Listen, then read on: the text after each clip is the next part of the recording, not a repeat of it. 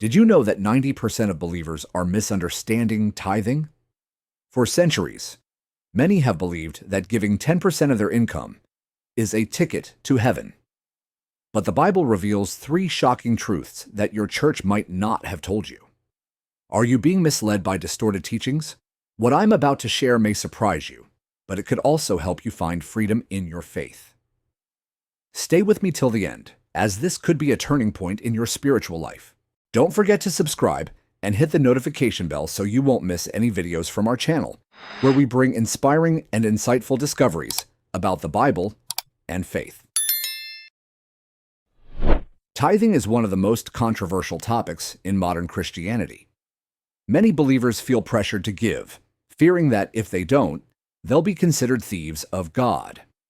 Some believe that without contributing, they'll lose their blessings or even be denied entry into heaven. But is this really what the Bible teaches about tithing? In ancient Israel, there were 12 tribes, but only the tribe of Levi was designated by God to serve in the temple. Interestingly, this tribe didn't own land like the other tribes. They completely depended on the tithes of others to support their livelihoods.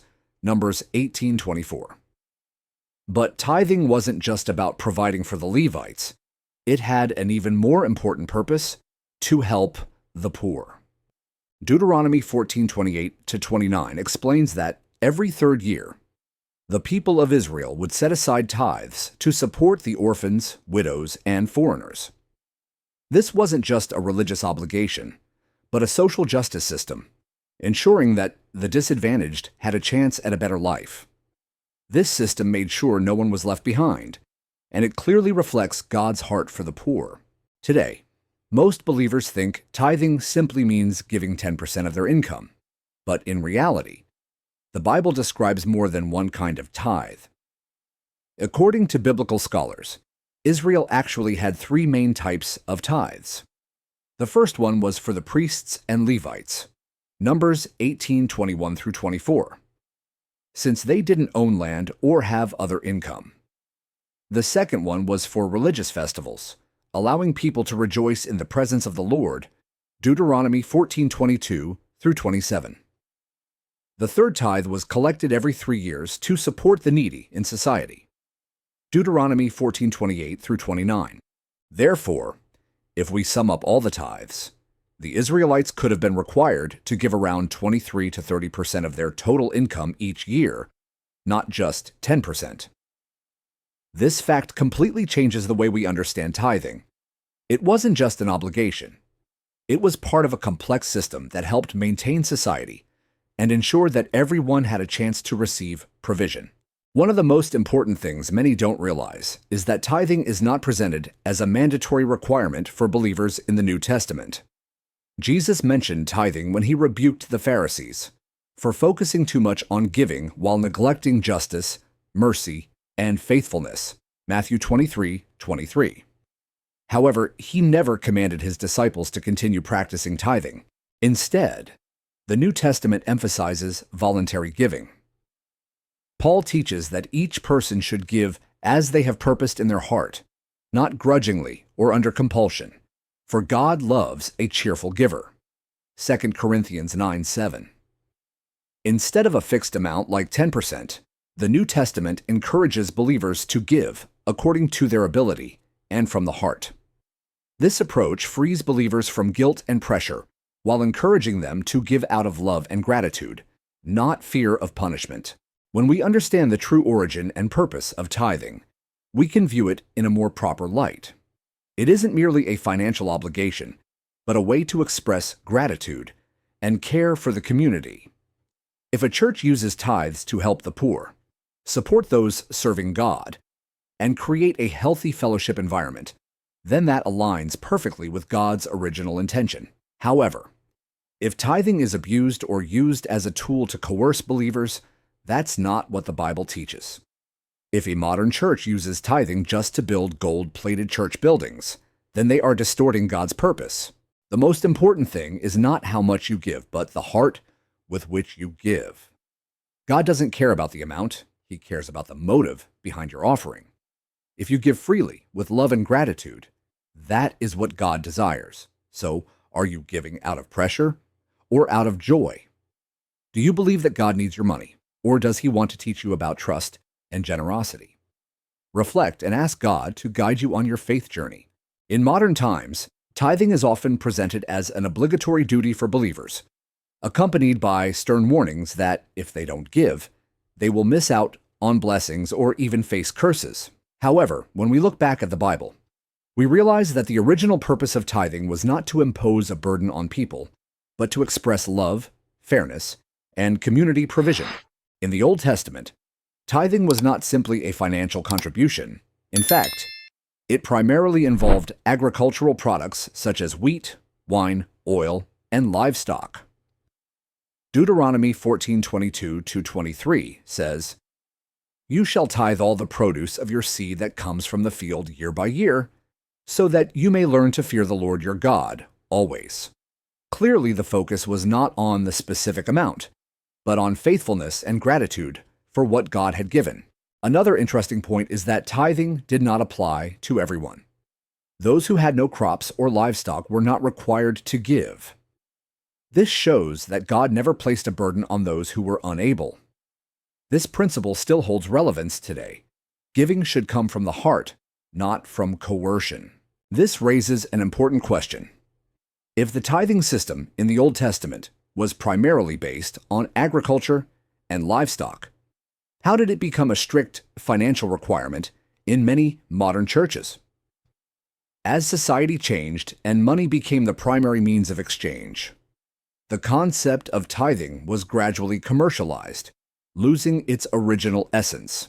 In the New Testament, Jesus did not command believers to continue tithing as the Jews did. Instead, He emphasized voluntary giving and charity. This shows that tithing is not the focus of the faith life, but the change in the heart and actions of people. A prime example of this spirit of giving in the New Testament is the early church. Acts 2:44-45 describes how believers sold their possessions and shared with those in need. They were not required to contribute a fixed percentage, but willingly helped one another in love and sharing. This is completely different from how many churches today impose tithing as an obligatory duty. So, what does this mean for believers today?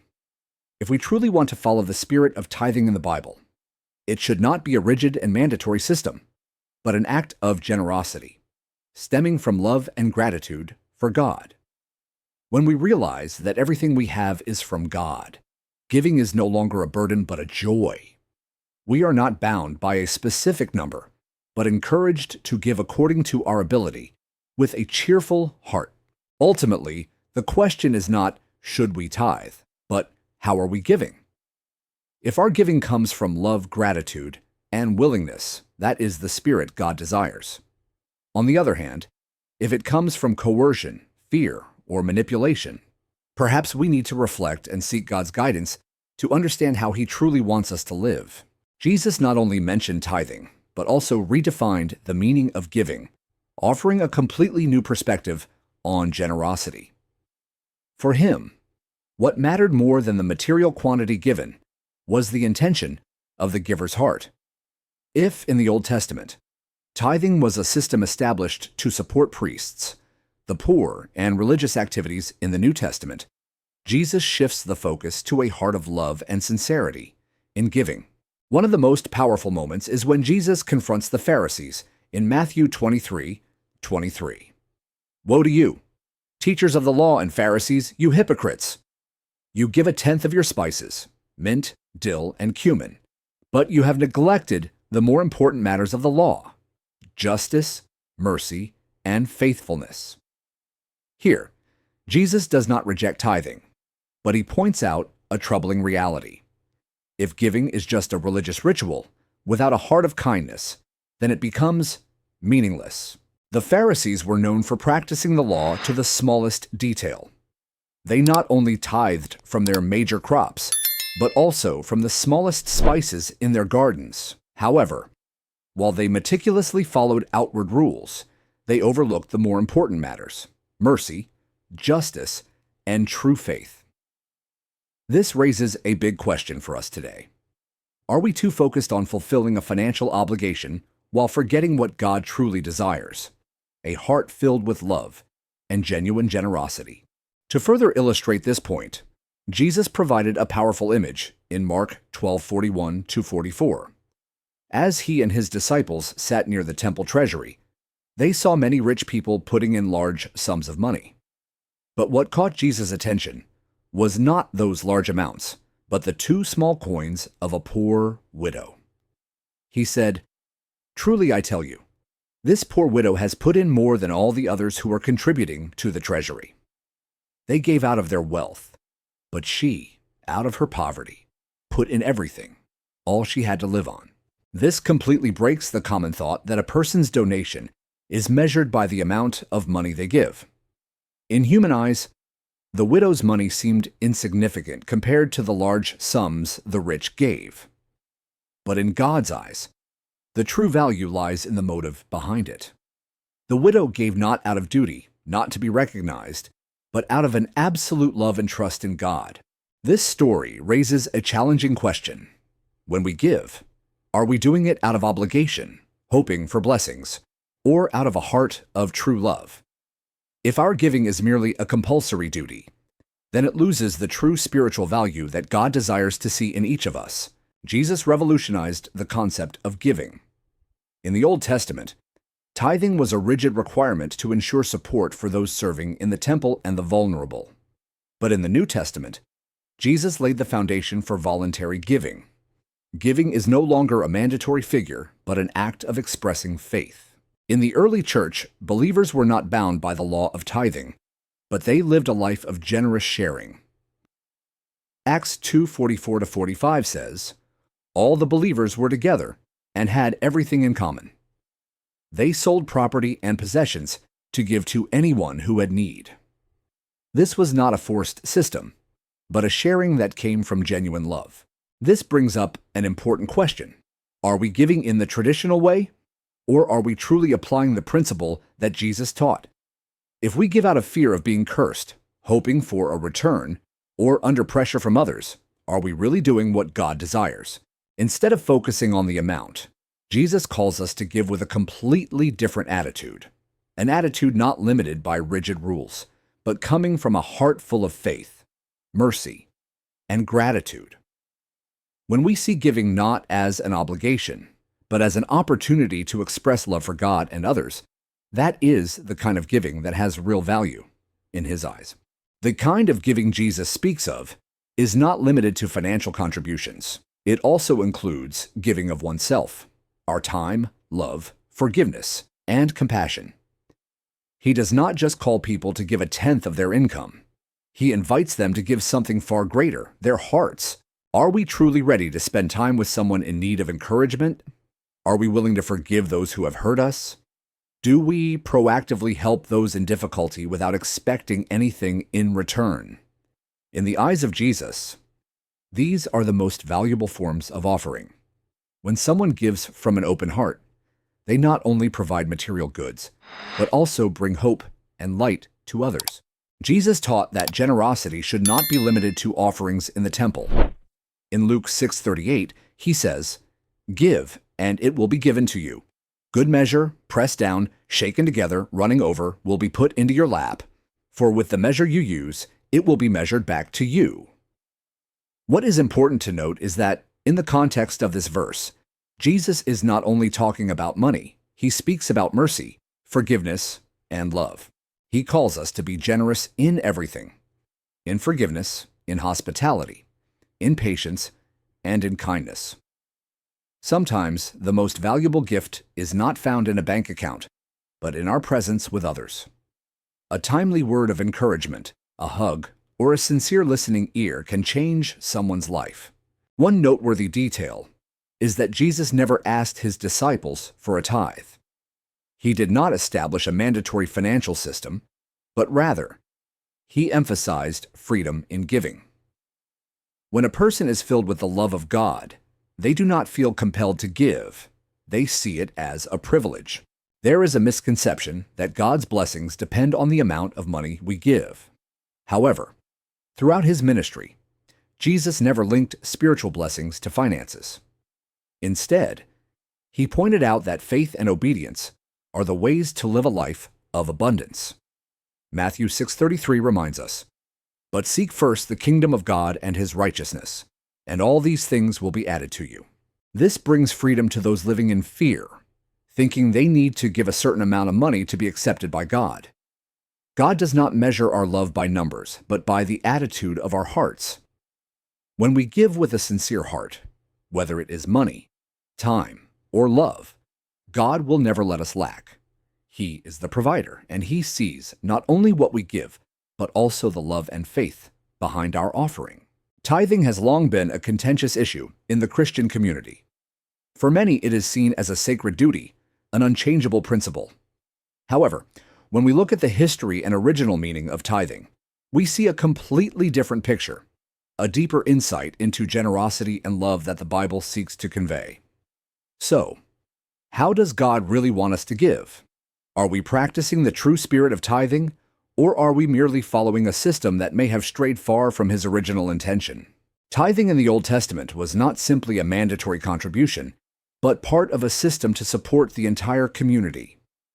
A noteworthy point is that tithing was not limited to money, but also included produce, livestock, and other goods from the land. God required his people to set aside a portion of what he had given them. The core principle was not about the exact amount, but about faithfulness and gratitude. A common misconception is that tithing applied to all of Israel's population. In fact, only those with agricultural or livestock production were required to tithe. If someone did not have crops or livestock, they were not obligated to give. This reveals an important principle. God does not demand what people cannot give. Tithing in the Old Testament was not a burden, but a system of mutual care, ensuring that those serving in the temple were supported and the poor were cared for. But what happened to tithing in the New Testament? Did Jesus continue the same model, or did he bring a new perspective on generosity? As we read the Gospels, we see that Jesus did not emphasize the amount of money given, but focused on the motivation of the heart. In Matthew 23:23, he rebuked the Pharisees, who were careful to tithe mint, dill, and cumin, but neglected justice, mercy, and faithfulness. Jesus did not oppose tithing, but condemned the mechanical practice of it, devoid of love and compassion. The Pharisees were famous for their strict adherence to religious rules. They would carefully divide every small sprig of herbs to ensure they did not miss a single tithe.